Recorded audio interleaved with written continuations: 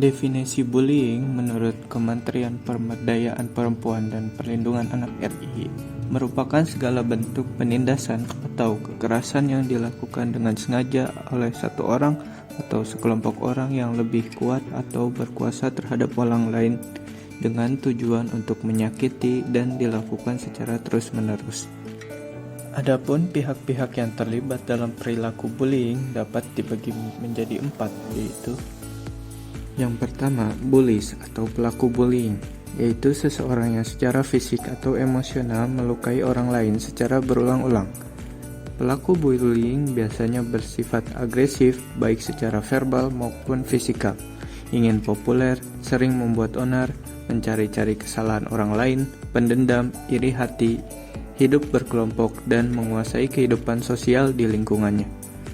Yang kedua, victim atau korban bullying, yaitu orang yang sering menjadi target dari perilaku agresif, tindakan yang menyakitkan, dan hanya memperlihatkan sedikit pertahanan melawan penyerangnya. Korban bullying cenderung menarik diri, depresi, cemas, dan takut akan situasi baru. Yang ketiga adalah bully victim, yaitu pihak yang terlibat dalam perilaku agresif, tetapi juga menjadi korban perilaku agresif. Yang keempat, neutral, atau pihak yang tidak terlibat dalam perilaku agresif atau bullying. Jenis-jenis bullying. Yang pertama ada verbal bullying. Kekerasan verbal adalah bentuk penindasan yang paling umum digunakan, baik oleh perempuan maupun laki-laki. Kekerasan verbal mudah dilakukan dan dapat dibisikkan di hadapan orang lain tanpa terdeteksi. Kekerasan verbal dapat berupa julukan nama, celaan, fitnah, kritik kejam, penghinaan, dan pernyataan-pernyataan bernuansa ajakan seksual atau pelecehan seksual.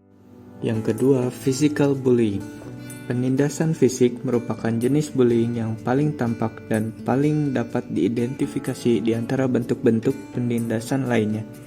Jenis penindasan secara fisik diantaranya adalah memukul, menyekik, menyikut, meninju, menendang, menggigit, memiting, mencakar, serta meludahi orang yang ditindas, serta merusak dan menghancurkan pakaian serta barang-barang yang dimiliki oleh orang yang tertindas. Yang ketiga adalah relational bullying. Jenis ini paling sulit dideteksi dari luar. Penindasan relasional adalah pelemahan harga diri si korban, penindasan secara sistematis melalui pengabaian, pengucilan, pengecualian, atau penghindaran. Yang keempat adalah cyberbullying. Ini adalah bentuk bullying yang terbaru karena semakin berkembangnya teknologi, internet, dan media sosial. Pada intinya, korban terus-menerus mendapatkan pesan negatif dari pelaku bullying, baik dari SMS, pesan di internet, dan media sosial lainnya. Dampak bullying dapat mengancam setiap pihak yang terlibat, baik orang yang dibully, orang yang membuli, bahkan orang yang menyaksikan bullying. Bullying dapat membawa pengaruh buruk terhadap kesehatan fisik maupun mental seseorang.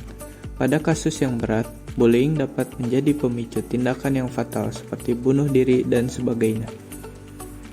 Bullying telah menjadi masalah yang terus menghantui kehidupan sosial setiap orang. Bullying dapat hadir di setiap aspek kehidupan yang melibatkan interaksi dengan orang lain, di antaranya di dunia pendidikan, pekerjaan, atau bahkan kehidupan sehari-hari. Bully dapat hadir dalam berbagai macam bentuk dan datang dari berbagai macam media.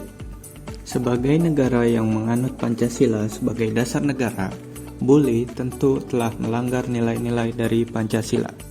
Dilihat dari sila pertama, agama apapun selalu mengedepankan kasih sayang dan kelembutan, serta menolak kekerasan dalam bentuk apapun.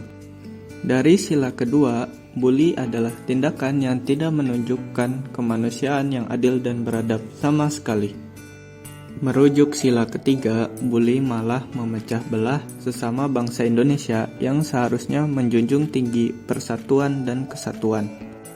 Sementara itu, melihat sila keempat, bully melanggar kaidah aturan yang telah disepakati bersama dalam bentuk undang-undang maupun peraturan dari sekolah.